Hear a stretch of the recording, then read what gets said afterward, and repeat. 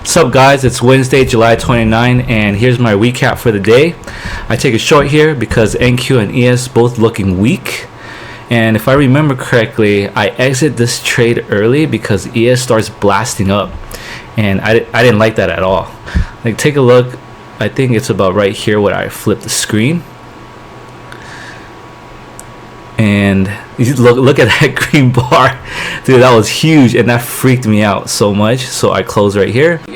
For my second trade, I see ES and NQ blasting down, displacing hella crazy, so I'm thinking I need to short this, but how? Am I gonna look for a retracement, and am I gonna short it early with momentum? I don't know. I'm looking at targets. I'm looking Asia low, London low, and I'm watching both ES and NQ just going down, and I decide to just market it in. And right here you'll see me mark it in. I target London low, and then 50 bucks just continues going down because of momentum. I put a BE, and bam, there you go. Alright, so for this next trade, it totally pissed me off. So right now I'm looking for downside targets. I'm seeing Asia for NQ hasn't been tapped, and for ES, that red dotted line, that's yesterday's low, and I'm measuring how far it has to go down there. So both assets have really great downside targets. So what I'm looking for a short. I see this nice 1 minute FEG right here on NQ, and I see the same FEG on ES. So I'm thinking once it retraces into it, I'm gonna short. And this purple line I drew is just Asia low. I'm thinking it's a nice rejection spot along with the FEG. And look at here, I put my mouse on the sell button and I don't press it because I'm hesitating, because word on the street says FOMC day, which is today, is a consolidation day and no one trades in the morning.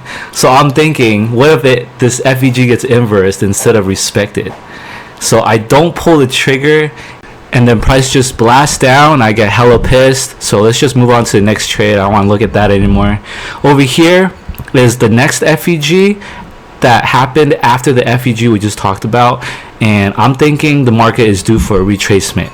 So I'm trying to look for how I can enter longs here, targeting the VWAPs, and I'm just going back and forth trying to see where's a nice entry, if I could look for a displacement candle or a retracement back into the FEG, like an inverse type of rebounds. But I believe here I draw that line out. Yeah, it's like a structural swing point where if it breaks this purple line, I'll long. That's what I'm thinking. And as it displaces, I believe I take a long here, but just not quite yet. Let's wait for it. Patience the game here. You can't, yeah, see how it just poked right through? So I don't long right away. I'm trying to see the initial reaction when it first tests my line. So you see how it wicked immediately back down? Right here, the next candle looks like it's blasting, but then it goes back down as well. This is why you have to be very patient in these trades. You can't just trigger happy and just click buy, click sell. You have to wait for reactions, and you kind of feel it. So I'm still waiting, because at any moment it could just blast down the moment I press buy, and I don't want that to happen. I believe this candle right here is what gave me the confidence. Yeah, right there. Because I saw that, you saw that volatility, the momentum that I pushed up. It just looks like there's going to be a follow through to me, because I've been watching price action for so long. So I got in. I'm not confident that it's going to go all the way to the VWAP because we're clearly in a downtrend. So I believe I exit this trade in profit. Yep, there you go. These are my results. It's nothing crazy, 150 each account.